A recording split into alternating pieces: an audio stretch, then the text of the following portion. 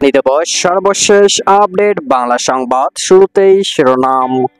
হাসিনা প্রতিবিপ্লবের কৌশল নিচ্ছে। ভারতে বসে পুনরায় ক্ষমতা লাভের জন্য নতুন যে কৌশল নিয়েছেন হাসিনা। এশিয়ান টাইমসের বিশেষ প্রতিবেদন। এরপর জানিয়ে দেব অন্তর্বর্তী সরকারের মেয়াদ নিয়ে ফরাসি রাষ্ট্রদূতকে যা জানালেন ডক্টর ইউনূস। থাকছে বিস্তারিত প্রতিবেদনে। এবং সবশেষে জানিয়ে দেব একটি সুখবর। জামায়াতে ইসলাম ও ছাত্র শিবিরের নিষিদ্ধের প্রজ্ঞাপন বাতিল, রাজনীতি করতে আর বাধা নেই। থাকছে বিস্তারিত প্রতিবেদনে। এতক্ষণ শিরোনাম শুনছিলেন, এবার বিস্তারিত। হাসিনা প্রতিবিপ্লবের কৌশল নিচ্ছে। ভারতে বসে পুনরায় ক্ষমতা লাভের জন্য নতুন যে কৌশল নিয়েছেন হাসিনা। এশিয়ান টাইমসের বিশেষ প্রতিবেদনে উঠে এলো চাঞ্চল্যকর তথ্য। বাংলাদেশের সদ্য ক্ষমতাচ্যুত নেত্রী শেখ হাসিনা তার মৃতদেশ ভারতে আশ্রয় নিয়েছেন। গণমাধ্যমের খবর অনুযায়ী হাসিনা যুক্তরাজ্য, কানাডা এবং যুক্তরাষ্ট্রে আশ্রয়ের প্রচেষ্টা ব্যর্থ হয়েছে। সম্ভবত তিনি অদূর ভবিষ্যতে ভারতেই থাকতে বাধ্য হবেন। কেননা শেখ হাসিনার ছেলে সজীব ওয়াজেদ জয় বলেছেন, তার মায়ের আপাতত ভারত ত্যাগের কোনো ইচ্ছা নেই। এটা মনে হচ্ছে যে হাসিনা তার দীর্ঘ স্বৈরতান্ত্রিক শাসন টিকিয়ে রাখতে ব্যর্থ হওয়ায় প্রতিবিপ্লবের কৌশল নিচ্ছেন। 27 August Asia Times Hasina's last stern Niels on India and pro Hindu miss information শিরোনামে একটি প্রতিবেদন প্রকাশ করেছে। সেখানে বলা হয়েছে, এখন পর্যন্ত হাসিনার দৃষ্টিভঙ্গি ভারতে ক্ষমতাসীন দল বিজেপি এবং তার হিন্দুত্ববাদী সমর্থকদের সাথে জড়িত বলেই মনে হচ্ছে। তিনি যদি পুনরায় ক্ষমতা দখল করতে পারেন, তাহলে বাংলাদেশে ভারতের জন্য সম্ভাব্য বৃহত্তর রাজনৈতিক প্রভাব বিস্তার সহজ হয়ে দাঁড়াবে। হাসিনা এবং ভারতের সম্পর্ক বাংলাদেশের জন্য কী ঝুঁকি তৈরি করতে পারে তা উপলব্ধি করা অপরিহার্য। দিল্লি সরকার ধারাবাহিকভাবে হাসিনা এবং তার আওয়ামী লীগের পৃষ্ঠপোষকতা করে আসছে।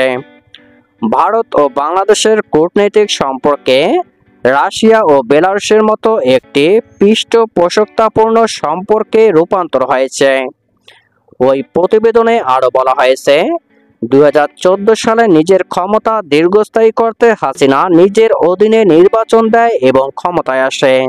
সে সময় প্রধান বিরোধী দল বিএনপি হাসিনার নেতৃত্বে নির্বাচনে না যাওয়ার ঘোষণা দিয়েছিল।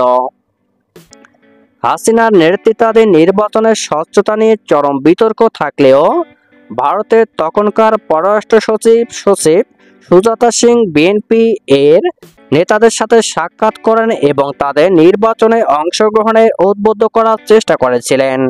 ওই নির্বাচনটি প্রতারণামূলক ভোট হিসাবে স্বীকৃত, তবে সেটাকে বৈধতা দেওয়ার জন্য ভারত তাদের কৌশল ব্যবহারের চেষ্টা করে।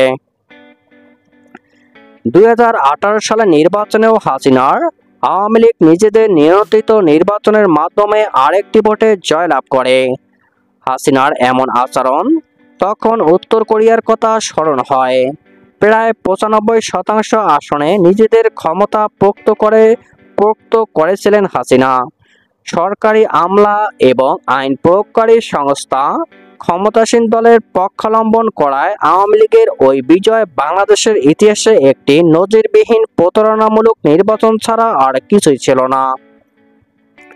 নির্বাচনে জালিয়াতি করার ফলে আন্তর্জাতিক অঙ্গনে নিন্দার ঝড় উঠলেও বিজেপি নেতৃত্বাধীন ভারত সরকারই প্রথম হাসিনাকে অভিনন্দন জানায়। গুরুত্বপূর্ণ আন্তর্জাতিক সমর্থন প্রদান করার মাধ্যমে তার শাসনকে শক্তিশালী করেছিল। ব্যাপকভাবে বিশ্বাস করা হয় যে সে সময়ে ঘটে যাওয়া নির্লজ্জ ভোট কারচুপি সম্পর্কে পুরোপুরি সচেতন ছিল ভারত। 2024 সালে নির্বাচনের আগে পশ্চিমারা হাসিনাকে সুষ্ঠু এবং অংশগ্রহণমূলক নির্বাচনের জন্য ব্যাপক চাপ প্রয়োগ করে, কিন্তু দিল্লি বরাবরের মতোই হাসিনার পক্ষেই কাজ করতে থাকে। বিশেষ করে যুক্তরাষ্ট্রের যে কোনো সম্ভাব্য প্রতিক্রিয়া প্রশমিত করতে জোর প্রচেষ্টা চালিয়েছে ভারত। এর মাধ্যমে দিল্লি সরাসরি আরেকটি ত্রুটিপূর্ণ নির্বাচনকে এগিয়ে যাওয়ার অনুমতি দিয়েছে।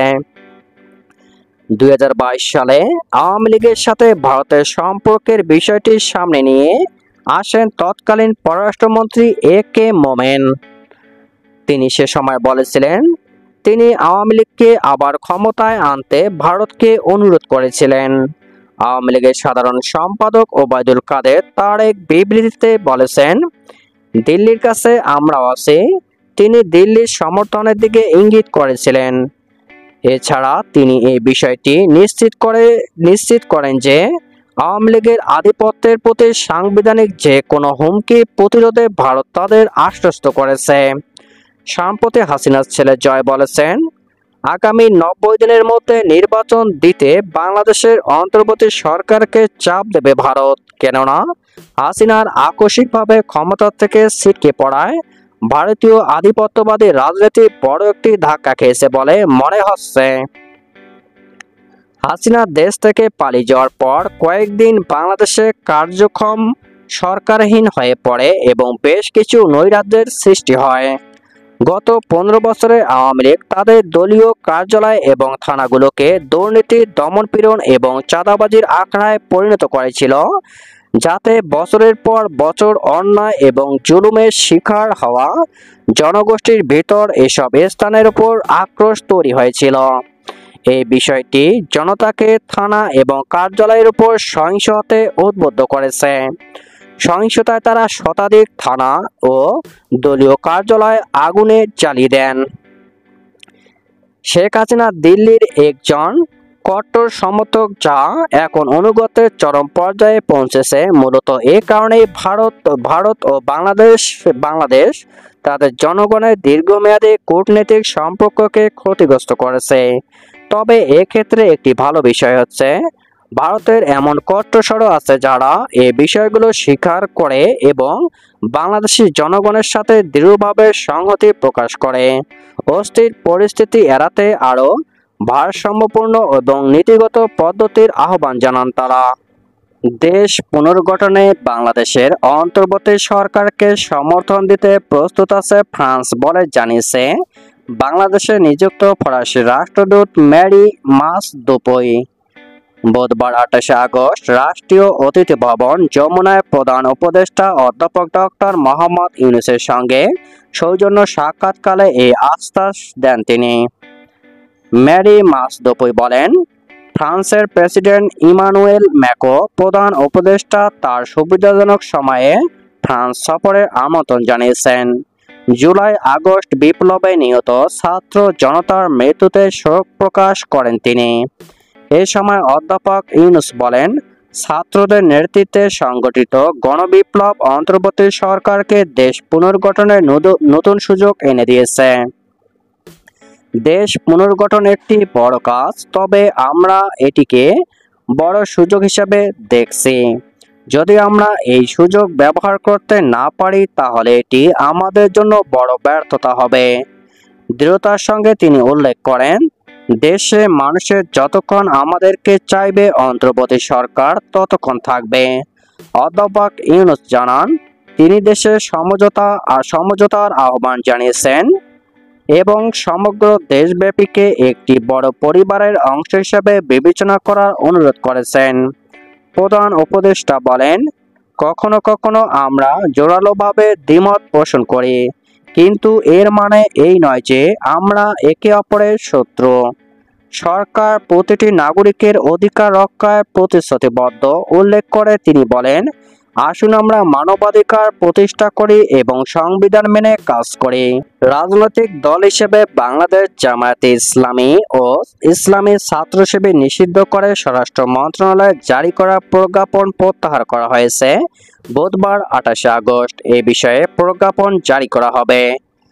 জামায়াত শিবিরের রাজনীতি নিষিদ্ধের প্রজ্ঞাপন প্রত্যাহারের বিষয়ে দলটির আইনজীবী অ্যাডভোকেট মোহাম্মদ শিশির মনির হোসেন বলেন, বাংলাদেশ জামায়াতে ইসলামী ও ইসলামী ছাত্র শিবিরের রাজনীতি নিষিদ্ধ করে স্বরাষ্ট্র মন্ত্রণালয় যে প্রজ্ঞাপন জারি করেছিল তা প্রত্যাহার করেছে সরকার। আজই গেজেট প্রকাশ হবে। তিনি জানান, এখন নিবন্ধন ফিরে পেতে আইনি লড়াই শুরু করা হবে। ছাত্র জনতার আন্দোলন ভিন্ন দিকে নিতে জামাত শিবির নিষিদ্ধ করেছিল আওয়ামী লীগ সরকার। গত 1 আগস্ট জামাত শিবিরের রাজনীতি নিষিদ্ধ করে প্রজ্ঞাপন জারি করে আওয়ামী লীগ সরকার।